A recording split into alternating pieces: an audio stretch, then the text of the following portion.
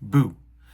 Hello, everyone. I'm Mr. Shivers, and welcome to episode 436 Fast Five, the fifth entry into the Fast and the Furious franchise.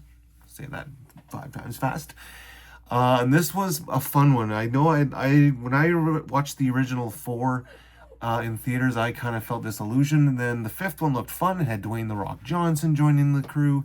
And then I watched it. I just loved it because it brought back Gal Gadot. It brought back Han. It brought back Don Canteo and Tejo and Ludacris and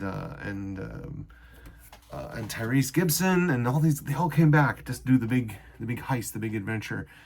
You know, the original crew is back with Jordana Brewster and Paul Walker and Vin Diesel, and everybody's back, and they're doing this big heist against this Brazilian Rio drug lord.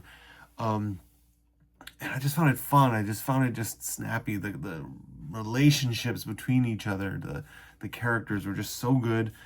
You know, Dwayne Johnson's Hobbs comes in, and fun fact, I think I read somewhere that Vin Diesel and Dwayne "The Rock" Johnson have it in their contracts that they're not allowed to lose a fight. So when those two fought together in the movie, it ended up being a draw because they're not supposed to, in their contract, it says they're not allowed to lose a fight in the movie. So I don't know if that's real or not, but I just think it was kind of interesting that the fight ended up being a draw.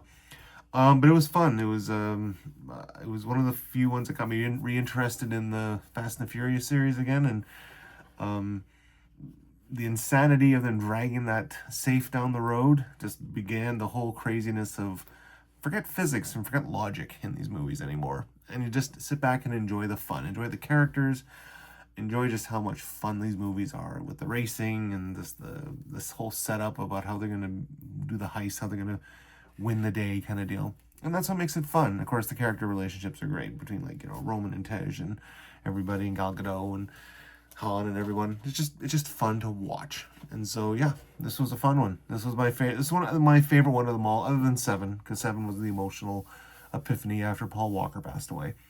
But yeah, Five was fun. Five really got me back into the series again and how crazy it's going to become. But yeah, catch if you can. Until next time, I'm Mr. Shivers, and grab yourself some popcorn, sit back, and enjoy the movies. And it's all about family.